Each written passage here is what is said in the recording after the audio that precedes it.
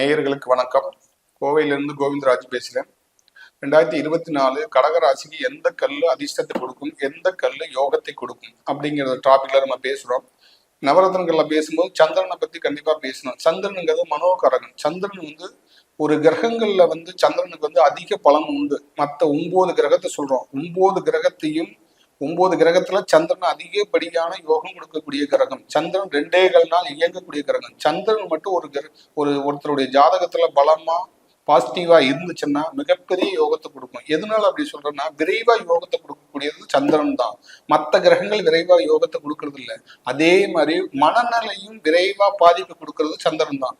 ஏன்னா சந்திரன்கிறதுக்கு நீர் கிரகம். சந்திரன் ஒரு இடத்துல இருக்காது. ஏன்னா சந்திரனை ஏன் வளர்ந்து நம்ம சொல்றோம்னா, சந்திரன் இல்லாம எந்த கிரகங்களிலும் இயங்க முடியாது. ஏன்னா சந்திரனுக்கு அதிக பவர் உள்ள கிரகம் சந்திரன் தான். நான் நிறைய ஆய்வு பண்ணதுல 8 கிரகங்களையும் கண்ட்ரோல் பண்ணக்கூடியது சந்திரன் மட்டும்தான் நான் பார்த்தது ஆய்வு பண்ணதுல. ஏன்னா சந்திரனுடைய பவர் அந்த அளவுக்கு அதிகமான பவர் உள்ள கிரகம் சந்திரன்.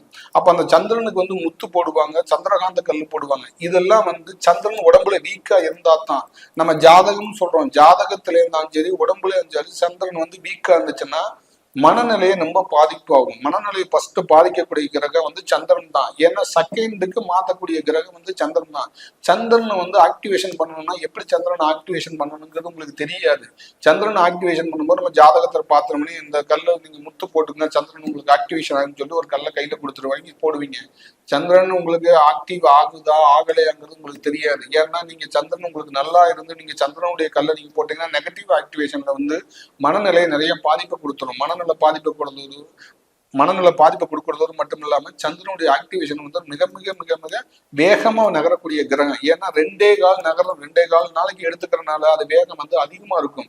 இந்த மாதிரி இந்த 2024 முத்து போடும், பவளம் போடலாம், சந்திரன் அந்த கல்லு போடலாம் அப்படின்னு நினைச்சு யாரும் போய் அவசரப்பட்டு இந்த 2024 போடலாம் அப்படிங்கிறனால போட்டாங்க. இதை நான் டிராபிக்கெல்லாம் போட்டா தெரியுங்கிறதுக்காக தான் யோகம் கொடுக்கக்கூடிய கல் அப்படின்னு நம்ம போட்டிருக்கோம். யோகம் கொடுக்கக்கூடிய கல் எதுன்னா, உங்களை செக் பண்ணி பார்க்கும் போதுதான் உங்களுக்கு எந்த கிரகத்துக்குரிய தடையா இருக்குதோ அந்த கிரகத்தை பாசிட்டிவ் ஆக்டிவேஷன் பண்ணோம்னா உங்களுக்கு யோகத்தை கொடுக்கும். அதைத்தான் நம்ம பார்க்கணுமே தவிர ராசிக்கோ நட்சத்திரத்துக்கோ கல்லை போட்டு நீங்க மன செல்லடத்தோட மனநிலைவு இல்லாம இருக்காதீங்க. ஏன்னா கிரகங்கள் இயக்கங்கள் பயங்கரமா இருக்கும். இப்ப 2.25 நாள் தான் எடுத்துக்குது. இப்படி 2.25 இன்னைக்கு ஒரு ராசிக்கு 2.25 நாள் எடுத்துக்கணும், அடுத்த ராசிக்கு 2.25 நாள் எடுத்துக்கிற மாதிரி உடம்புலையும் அந்த கிரகத்துடைய கல்லு போட்டும் போது அந்த போட்ட உடனே அந்த கிரகம் உடம்புல இருந்து வெளியில போகும். நெகட்டிவ் ஆக்டிவேஷன் வெளியில போயிடும்.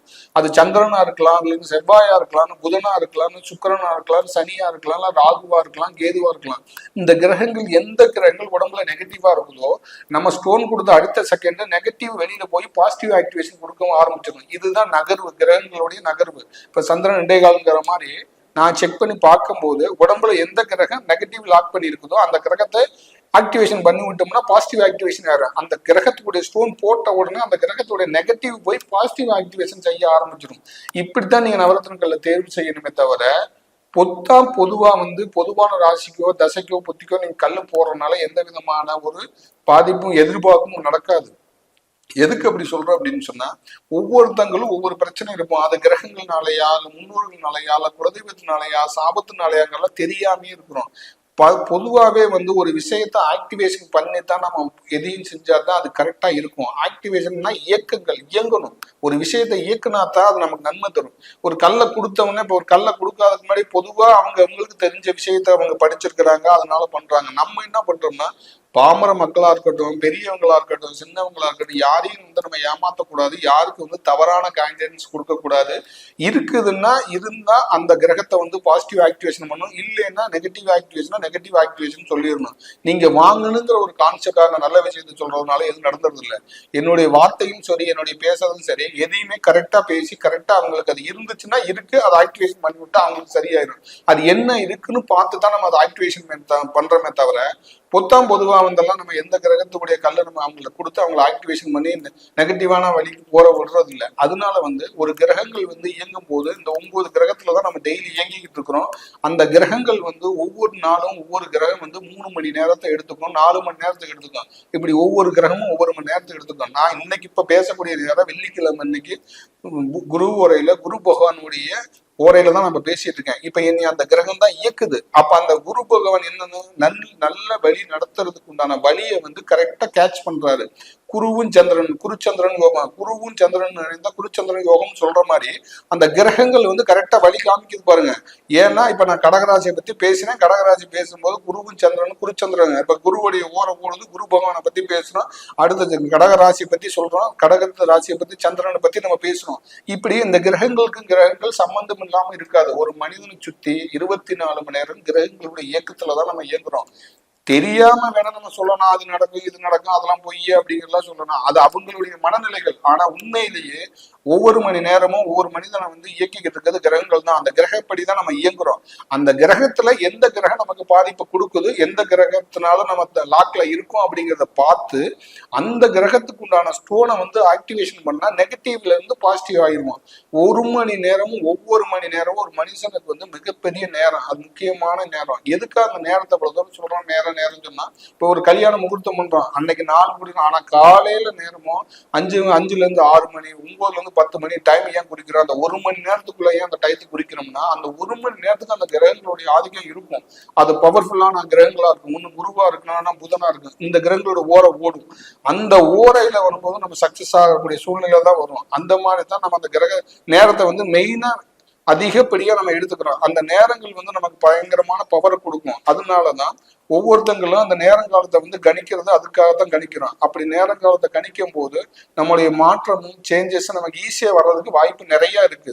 அதனால ஒரு கல் போடுறதுனாலும் சரி, ஒரு நன்மை நடக்கணும்னாலும் சரி, நேரங்காலத்தை வந்து ரொம்ப கணிச்சு அதுக்குண்டான காலகட்டத்தை நம்ம தேர்வு செய்யும் போது கிரக பிரச்சனைகள் வந்து ஈஸியா வெளியிடலாம், கிரக பாதிப்புல இருந்து ஈஸியா வெளியில வந்துடலாம். இந்த மாதிரி தான் ஒருத்தங்களுக்கு வந்து நம்ம ஒரு கல்லை கொடுக்கறது வந்து தேர்வு பண்ணி இந்த கல் உங்களுக்கு தேவைதானா தேவை இல்லையா அப்படின்னு சொல்லி நம்ம கொடுக்குறோம். இப்படி எல்லாம் தான் நம்ம நவரத்தின கல்லை நம்ம தேர்வு செய்யணுமே தவிர, பொதுவா நம்ம நவரத்தின கல்லை போட்டு நான் அந்த கல்லு போட்டேன் எனக்கு நல்லா இல்லை அப்படின்னு சொல்றதெல்லாம் வந்து நம்மளுடைய தவறே தானே, என்னுடைய தவறு இல்லை. எதுக்காக சொல்றேன்னா, நிறைய பேர் நிறைய விஷயத்த வந்து ஆராய்ச்சி பண்ணிட்டு இருக்காங்க. நான் இதுல ஒரு புதுமையா ஒரு ஆராய்ச்சி பண்ணியிருக்கேன். இப்ப நீங்க பாசிட்டிவா இருக்கிறீங்களா நெகட்டிவா இருக்கிறீங்களா அப்படின்னா, கிரகங்கள் தோஷமா கிரக தோஷம் இல்லையா அப்படிங்கிறது தான் நெகட்டிவ் பாசிட்டிவ்ங்கிறோம். அப்ப எந்த கிரகம் நெகட்டிவா இருக்குதோ அந்த கிரகத்தை நம்ம பாசிட்டிவ் ஆக்டிவேஷன் பண்றோம். இப்படி நம்ம அப்படி பார்த்துதான் நம்ம ஒரு கல்லை நம்ம வந்து ஒருத்தவங்களை கொடுக்குறோம். இப்படி உங்களுக்கு தேவைப்பட்டுச்சுன்னா மட்டுமே நீங்க நம்மளை கான்டாக்ட் பண்ணி உங்களுக்கு கல் வேணும்னாலும் சரி, உங்களுக்கு வேற ஏதாவது பிரச்சனைகள் இருந்தாலும் சரி, நீங்க அதை வந்து கான்டாக்ட் பண்ணி பேசலாம். அது எதுன்னு நம்ம பார்த்து அதை ஆக்டிவேஷன் பண்ணி கொடுக்க முடியும். ஆக்டிவேஷன் பண்ணி தான் காமிக்கிறோம். நான் ஒவ்வொரு நபர்களுக்கும் சரி நான் கொடுக்கறது பூராமே தெளிவா வந்து அவங்களுடைய பாசிட்டிவ் ஆக்டிவேஷன் பண்ணி தான் நான் கொடுக்குறேன். என்னுடைய கிளைண்ட் நிறைய இருக்காங்க, அவங்களுக்கு நான் அப்படிதான் கொடுப்பேன். இந்த வீடியோவை பார்த்தாலும் அவங்களுக்கு தெரியும் நம்ம சொல்றது எப்படி இருக்குது, நம்ம எப்படி சொன்னா அதை எப்படி செஞ்சு கொடுப்போம், சொன்ன மாதிரி நடக்கிறோமா இல்ல சொல்லாம சும்மா ஏதாவது ஒரு வந்ததுக்காக ஒரு விஷயத்த சொல்றாரா அப்படிங்கிறது அவங்களுக்கே தெரியும். எதுக்காக நான் அதை சொல்றேன்னு சொன்னா, ஒரு மக்கள் முன்னாடி ஒரு வீடியோல பேசும்போதோ ஒரு விஷயத்த கேட்கும் போதோ அது வந்து சரியா போய் அவங்களுக்கு சேர்ந்தா ரொம்ப நல்லதா இருக்கும்னா நம்ம நினைக்கிறோமே தவிர, இல்ல நமக்கு சம்பாதிக்கணுங்கிற ஒரு கோப்புலையோ இல்ல இப்படி எல்லாம் பேசினா நமக்கு பணம் வந்துருங்கிற கோப்புலைங்கிற காரணத்தை அப்படி இருக்கிறதுனால நம்ம அந்த டாபிக்கை எடுக்கிறது இல்லை. நீங்க போற லைக்கவோ இல்ல நம்ம எனக்காக கிடைக்கும் அப்படிங்கிற எண்ணங்களும் கிடையாது. உங்களுக்கு வேணும்னா தேவைப்பட்டா யூஸ் பண்ணிக்கலாம், இல்லைன்னா நீங்க இந்த நான் சொல்லக்கூடிய விஷயத்த பயன்படுத்திக்கலாம். இந்த மாதிரி நிறைய வந்து கிரகங்களை பத்தி நிறைய ஆய்வு செஞ்சுக்கிட்டே வர்றதுனால இன்னும் நிறைய அடுத்த வந்து உங்களுக்கு வந்து என்னுடைய யூடியூப் சேனல்ல வந்துகிட்டே இருக்கும். நீங்க பாருங்க, உங்களுக்கு பார்த்து பிடிச்சிருந்துச்சுன்னா பயன்படுத்திக்கங்க. நன்றி நேயர்களே, வணக்கம்.